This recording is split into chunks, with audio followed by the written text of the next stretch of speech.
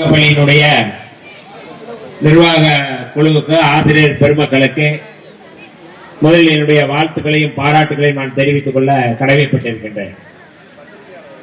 உலகோரு மயிலம் மரக்காணம் திண்டிவனம் தொகுதிக்குட்பட்ட இந்த பகுதியில் படிக்கின்ற அரசு உதவி பெறும் பள்ளி அரசு பள்ளிகளைச் சேர்ந்த மாணவ மாணவிகளை கண்டறிந்து அவர்களில் நல்ல மதிப்பெண் எடுக்கக்கூடியவர்கள், படிக்க விரும்புகின்றவர்கள், படிக்க முனைபவர்களை கண்டறிகின்ற மிகப்பெரிய ஒரு தொலைநோக்கு பார்வையோடு இந்த முயற்சியை எடுத்து வருகிறார்கள்.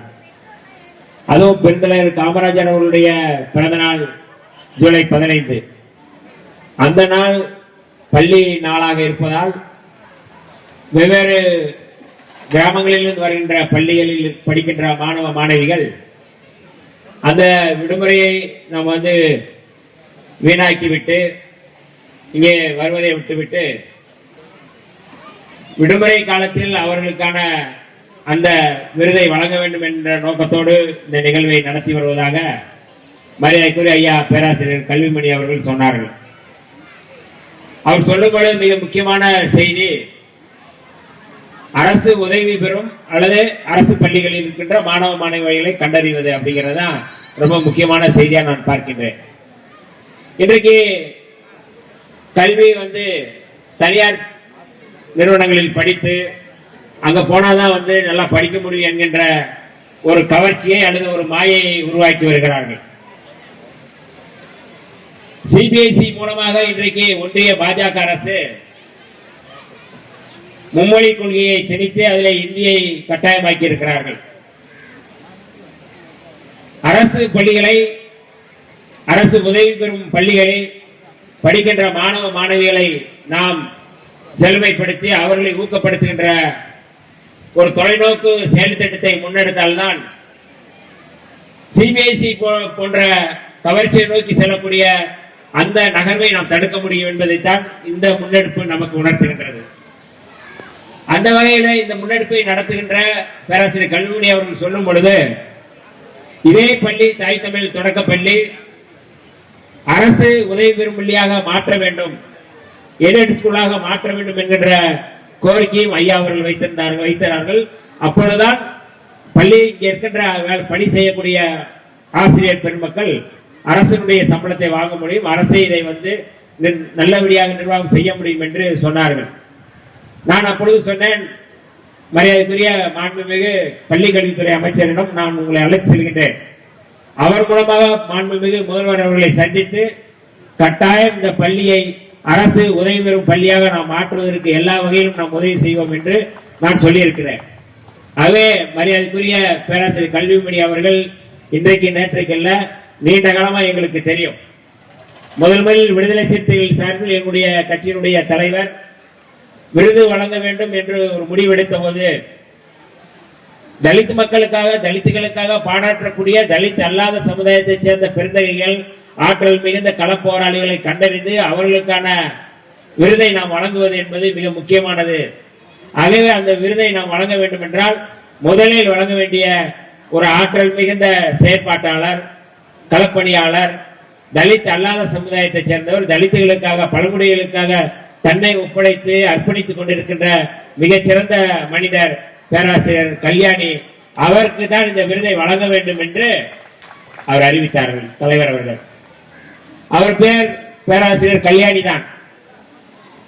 ஆனால் விடுதலை சிறுத்தைகள் தமிழ் பெயரை சூட்ட வேண்டும், சமஸ்கிருத மயமாக்கலை தடுக்க வேண்டும். இன்றைக்கு கவர்ச்சியை நோக்கி பெயர்களை வைக்கிறார்கள். ரமேஷ், தினேஷ், நமக்கு புரியாத பெயர்களை வைக்கிறார்கள். தமிழ்நாட்டில் நாம் இருக்கின்றோம், அன்னை தமிழனை பாதுகாக்க வேண்டிய பொறுப்பு இருக்கின்றது. இன்றைக்கு சமஸ்கிருதம் அல்லது ஹிந்தி இன்றைக்கு திரிக்க முயற்சி செய்து வருகிறார்கள்.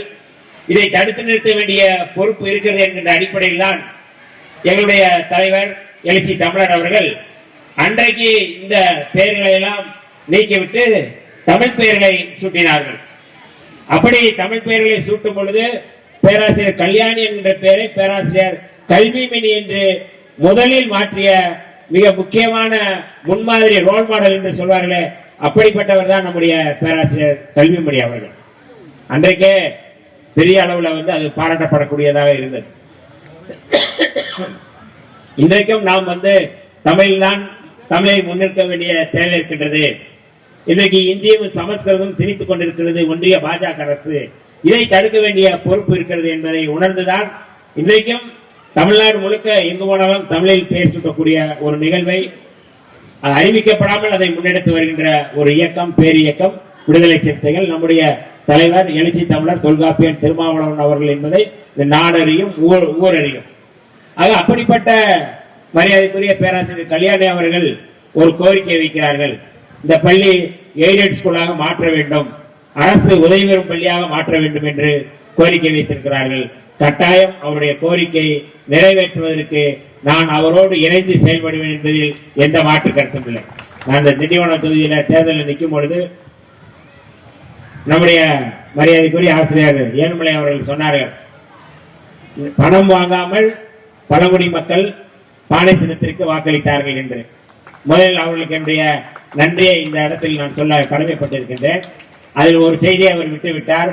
பணம் வாங்காமல் அல்ல, பணம் எனக்கு கொடுத்து வாக்களித்தார்கள். 25,000 ரூபாய் வந்து நிதி கொடுத்து வாக்களித்த ஒரே மக்கள் நம்முடைய மக்கள் இருள சமுதாய மக்கள் தான். அவர்களுக்கு எப்போதும் நான் வந்து நன்றி கடன் பட்டிருக்கின்றேன். அவர்களுக்கு மட்டுமல்ல, இந்த தொகுதியை நான் ஏற்கனவே சொன்னது போல திண்டி வனம் என்பது திண்டி வனம் அல்ல, திண்டி வளமாக நான் மாற்றுவேன் என்று சொல்லியிருக்கிறேன். அதை நோக்கி தான் நான் நகர்ந்து கொண்டிருக்கின்றேன்.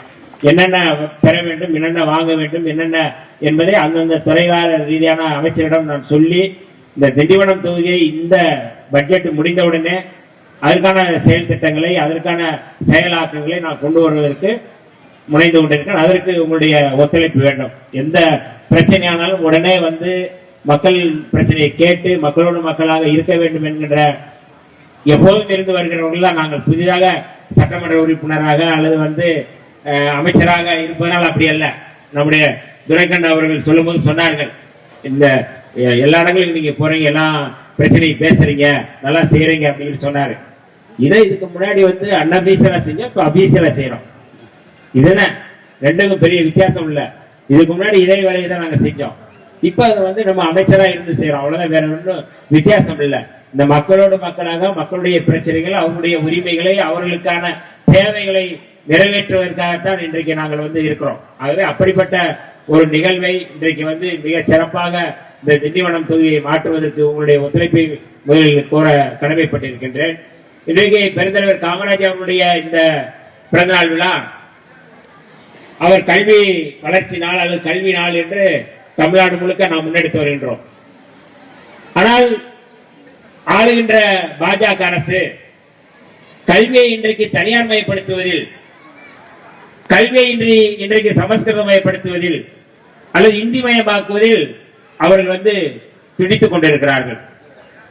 3 மொழி கொள்கை, மும்மொழி கொள்கையை நீங்கள் ஆதரித்தால்தான் அல்லது அதை ஏற்றுக்கொண்டால்தான் உங்களுக்கு வழங்கக்கூடிய நிதியை நாங்கள் தருவோம். பள்ளி கல்வித்துறைக்கு நாங்கள் வருவோம், நாங்கள் வந்து 3358 கோடி பேலன்ஸ் இருக்கு, நீங்க கொடுங்க என்று முதல்வர், மாண்புமிகு முதல்வர் அவர்களும் கடிதம் எழுதியிருக்கிறார்கள். அதற்கு முன்பு திமுகவுடைய அரசு, மரியாதைக்குரிய முன்னாள் முதல்வர் அவர்களும் கடிதம் எழுதியிருந்தார்கள். ஆனால் வந்து அதை பற்றி எந்த கவலையும் இல்லாமல் ஒன்றிய அமைச்சர் தர்மேந்திர பிரதான் போன்றவர்கள் வெளிப்படையாக நீங்கள் மும்மொழி கொள்கையை ஆதரித்தால்தான் உங்களுக்கு அந்த நிதியை தருவோம் என்று சொல்வது மிக ஆணவமான போக்கு. ஆக இப்படிப்பட்ட ஒரு சூழலில் நாம் அன்னை தமிழை பாதுகாக்க வேண்டும். அவருடைய நோக்கம் என்பது ஒரே நாடு ஒரே மொழி. ஒரே நாடு என்பது உங்களுக்கு தெரியும், அது இந்தியா அல்ல. அவர்கள் முனைவது ஒரு இந்துத்துவ தேசத்தை படைக்க முயற்சிக்கிறார்கள். ஒரே மொழி என்பது இந்தி மொழிதான். இந்தி மொழிக்கு பின்னால் இருப்பது சமஸ்கிருதம். ஆக இதையெல்லாம் நாம் புரிந்து கொண்டு தொலைநோக்கு பார்வையோடு தான் அன்றைக்கே பெருந்தலைவர் காமராஜர் அவர்கள் கல்வியை வந்து முழுமையாக எல்லோருக்கும் கிடைக்க செய்ய அவர் வந்து மதிய உணவு திட்டத்தை கொண்டு வந்தார்கள். மாணவ செல்வங்கள், ஏழை எளிய பிள்ளைகள், தாழ்த்தப்பட்ட பழங்குடி சமுதாயத்தை சேர்ந்தவர்கள் எல்லோரும் படிக்கணும்.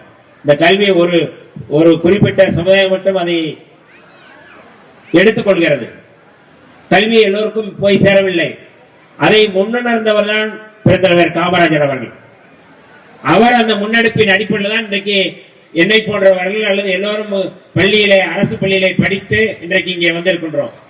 ஆக படிக்க வேண்டும், கல்வி கற்க வேண்டும் என்கின்ற நிலைப்பாட்டை பெருந்தலைவர் காமராஜர் அவர்கள் அன்றைக்கு எடுத்ததன் அடிப்படையில் தான் அரசு பள்ளிகளை செழுமைப்படுத்துவது, வளமைப்படுத்துவது என்கின்ற அடிப்படையில் அடுத்தடுத்த அரசு, அடுத்தடுத்த முதல்வர்கள் அதை நோக்கி நகருகிறார்கள்.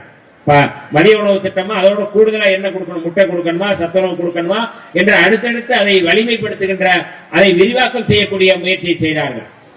ஆக கல்வி மிக முக்கியமானது. ஆனால் இன்றைக்கு கல்வியை நம்மிடமிருந்து பறிக்கின்ற வேலையை, கல்வியை நம்மிடமிருந்து முறியடிக்கின்ற வேலைகளை, முடக்குகின்ற வேலையில தொடர்ந்து ஒன்றிய பாஜக அரசு செய்கிறது.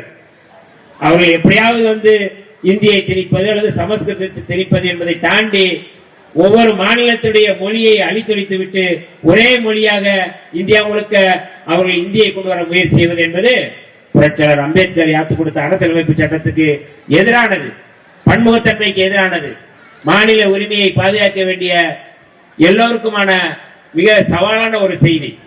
ஆகவேதான் நம்முடைய தாய் தமிழ் தொடக்கப்பள்ளி இம்மாதிரியான நிகழ்ச்சியை அவர்கள் தொடங்கி இருக்கிறார்கள்.